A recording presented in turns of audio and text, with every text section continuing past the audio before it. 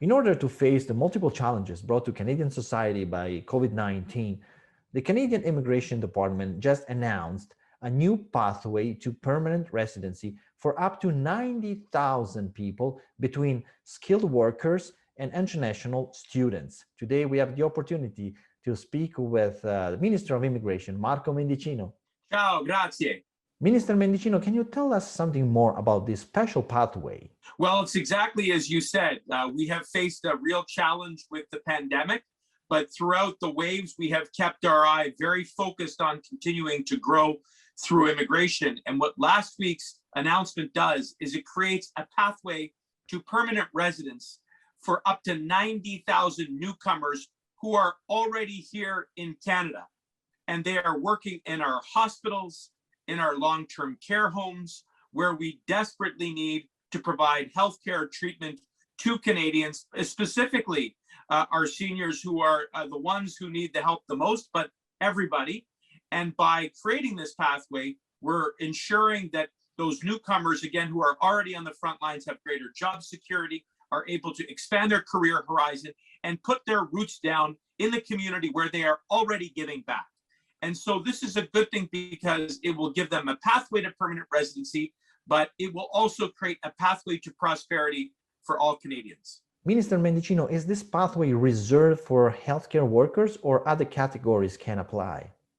There are three categories and three pathways. So the first is that we have created a pathway for essential healthcare workers. That's 20,000.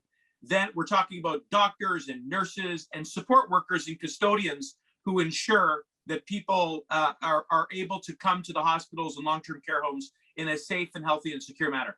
Then there's a second pathway of 30,000 other supporting essential workers. These are people who work in the building and trade sector, in the agricultural sector. They're helping to build our critical infrastructure like housing, but also making sure that Canadians get access to safe and affordable food. And then the third and final category is 40,000 allocated spaces for recent international student graduates.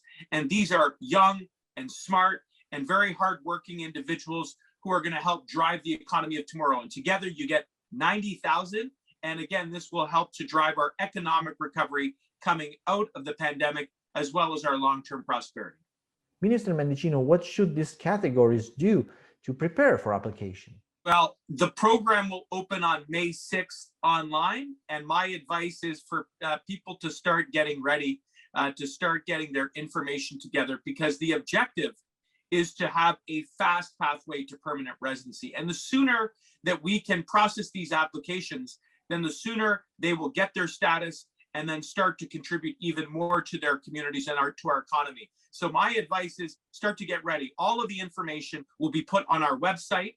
And it will be there explained very clearly so that everybody can understand in a way that it's fair and transparent so that we get the best possible outcomes as quickly as possible. As the son of an immigrant family, I know how important it is to protect the promise that brought my family here and so many of your viewers, so many within our community.